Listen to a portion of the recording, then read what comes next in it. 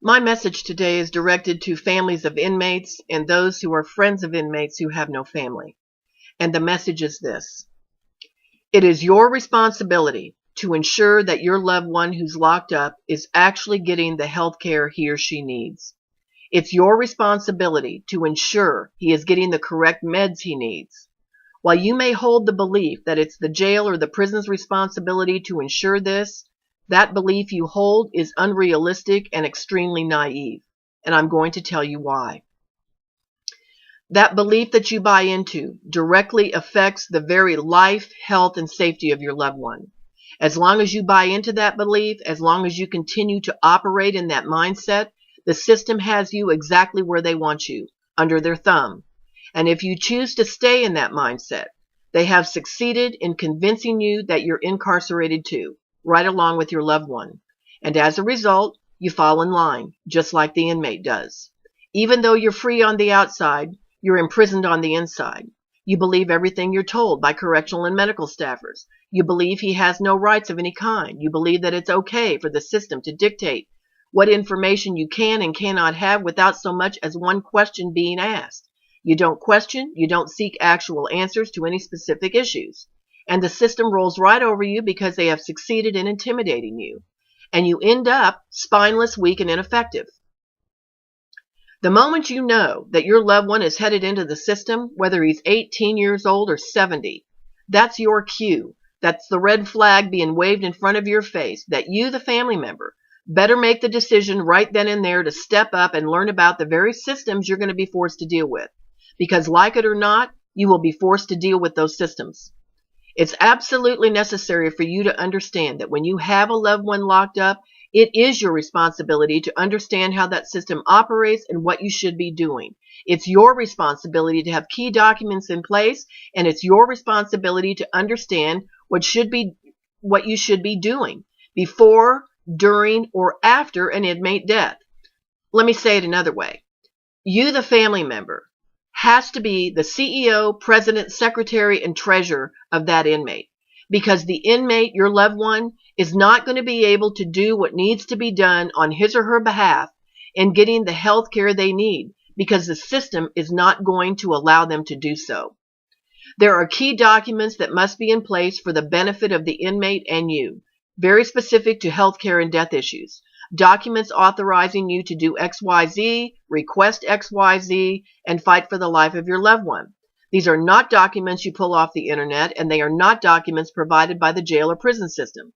These customized documents are provided by the Institute, customized specific to inmates. Of course, you always have a choice. You can turn your back on the inmate, wash your hands of the entire ordeal for selfish reasons, and walk away. You can ignore his pleas for help. You can choose not to believe what he's telling you about his health concerns. You can choose not to answer his letters, and you can choose never to go visit.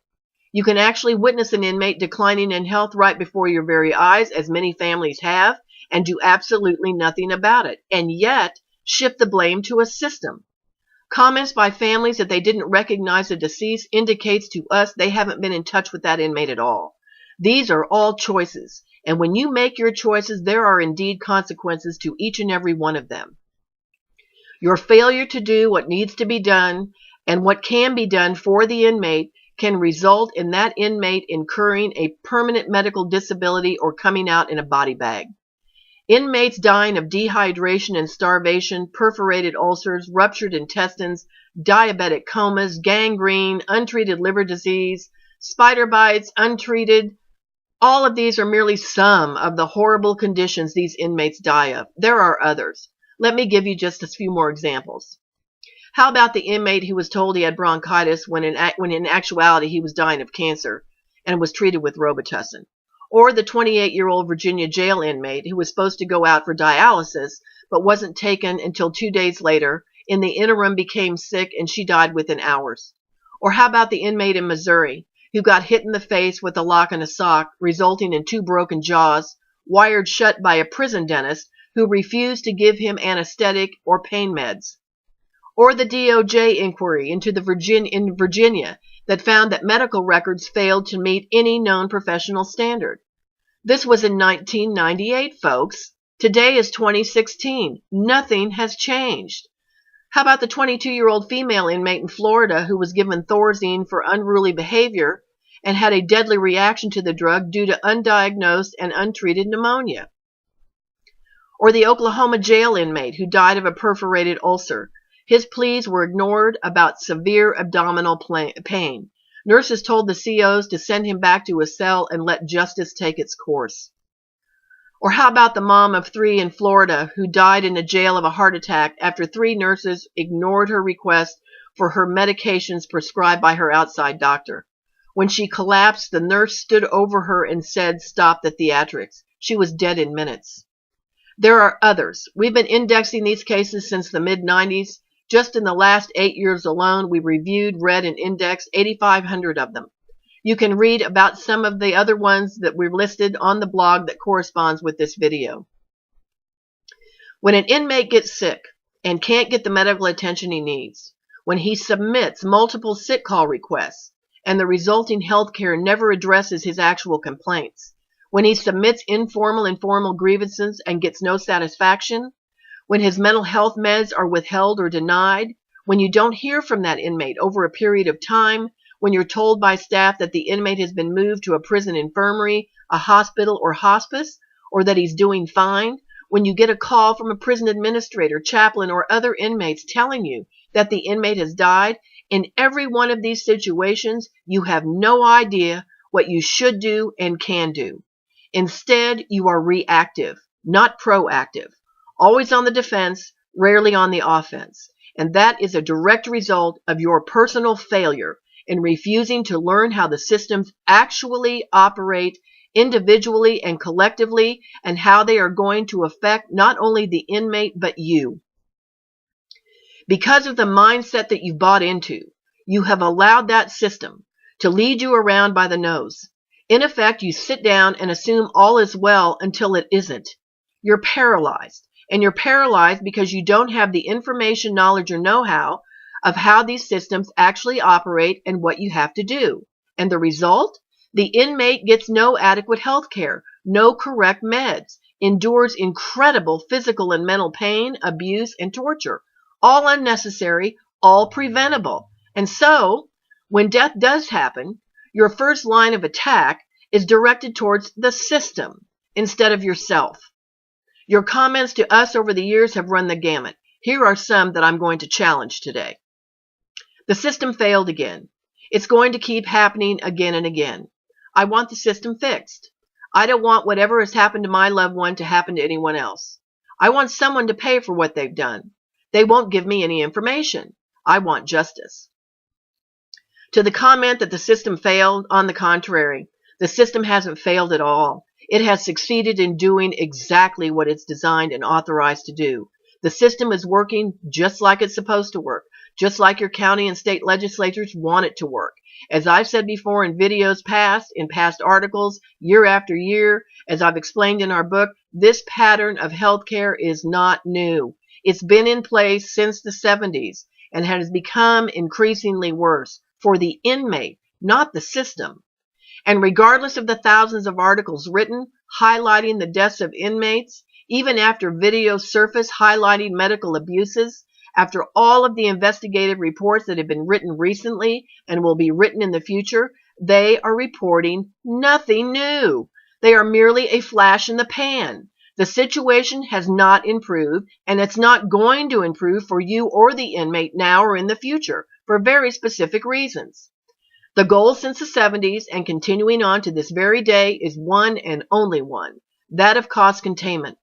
The county or state has to provide adequate health care to inmates. It's the law. The goal is to save money and still do what they're required to do. The contracted health care provider is in the business to save the county and the state money, while at the same time make money. They're in business. Their goal is not to lose money. And this goal is aggressively and relentlessly pursued and achieved by giving the facade of adequate health care without ever providing it. That is the system I'm referring to that you must be knowledgeable in, and all of you are not. The correctional system and the prison healthcare system is not going to change for the benefit of the inmate or for you. You are not their concern. Their only concern is to keep you in the dark, intimidated, and confused. And again, because of the mindset you buy into, they succeed at doing just that, and your loved ones continue to die. Of late, these flash-in-the-pan reports are coming out of Hampton Roads Regional Jail and within the jail and prison systems in multiple states: Michigan, Wisconsin, Tennessee, Oklahoma, Missouri, Florida, Illinois, Ohio, New York, New Jersey, Vermont. The list is endless, and it will continue. To the comment, it's going to keep happening again and again. Well, yes, it is.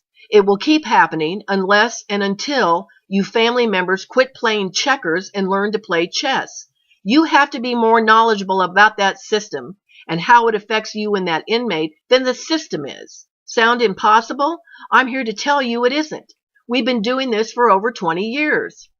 To the comment that someone needs to do something and fix the problem, that someone, my friend, is you, the family member. The solution to the health care not being given to your loved one, the solution to the system not returning your phone calls, the solution to your loved one not being given mental health meds, the solution to your not being provided with accurate and factual information and answers, the solution to not knowing where the deceased inmate's body is, or whether an autopsy is being performed, and what your options actually are. The solution to all of this and more rests with you, not the system. The system doesn't care. However, you should.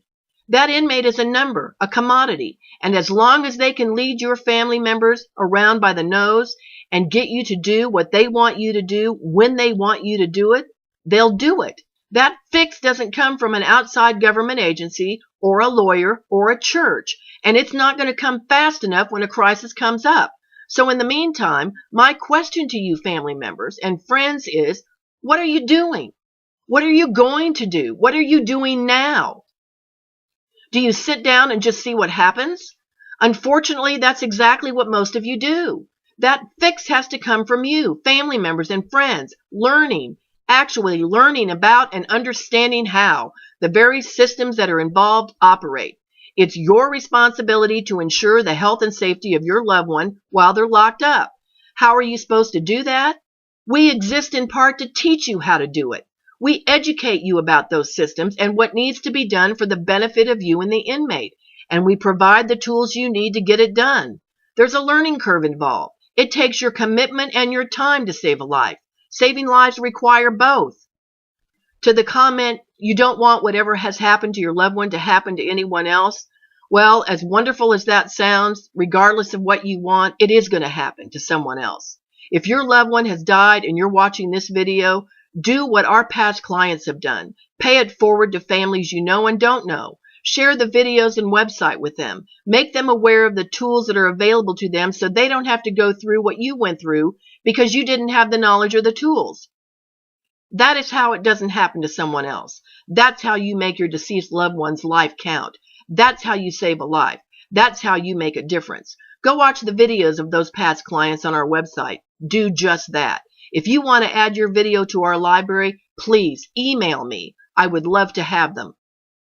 While many of you think litigation is the answer, many times it's not, for very key reasons. The percentage of cases that lawyers actually take in these areas are minuscule compared to the thousands who are suffering and dead. To the comment that you want someone to pay for what they've done, most of you really can't define what you mean by that. Some of you mean that you want a specific individual to be held accountable for whatever it may be. However, you have absolutely no idea what that actually entails or how it has to be achieved. Others mean they want the system to pay, but when pushed to define specifically what that means, they can't define that either. To the comment, the prison won't give me any information, that's by design. From the correctional side to the medical side, their goal is to provide you with little to no information, but get as much information out of you as they possibly can. And it's just here that if you had the knowledge, the training, the tools, and the documents in place, and were taught by us how to play chess rather than react to a self-perceived injustice, you would be getting all of the information you needed right when you needed it. We're here to teach you how to do that.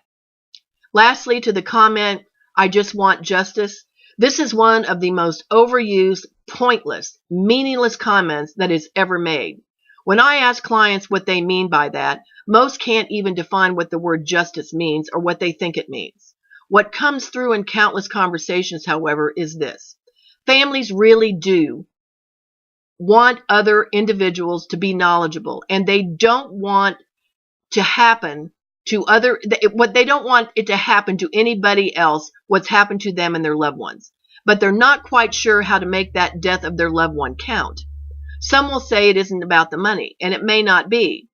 But any money gained because of a death, we call it blood money, rarely is a game changer benefiting other live inmates or their families, unless there is a real commitment on behalf of a family for change to actually affect others, not just themselves. Justice in a court of law is superficial exactitude between human beings. That's why so many aren't satisfied in courts. The outcome of court cases results in a tightening up of policy, procedures, and protocols within the jail and prison system itself, and in the policies, procedures, and protocols of the medical providers, individually and collectively, both ensuring that it becomes more and more difficult for the inmate and for you to obtain the care and information that is needed. These policies and procedure changes can be initiated by new legislation, which can be a direct result of the lobbyists for both. But again, you don't know this because you don't understand how the systems work. Inmates are not able to fight for themselves when it comes to medical issues.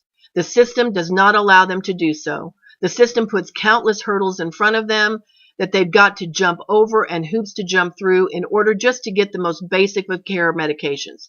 It's all by design. It's all scripted out. And it's scripted out in every county, in every state, in every jail, in every prison. One size does fit all, but each system varies in policy, procedures, and protocols. But the bottom line goal is always the same across the board: cost containment, saving money off the backs of inmates and you, the family members. And until you wrap your head around that fact as an actual fact and make a commitment to saving the life of another by learning to play chess instead of checkers, by getting the required documents in place, you yourself stand as guilty as the very system you accuse of causing the permanent medical disabilities, abuses, and death. You are no better than the system that you're accusing. We want to change that.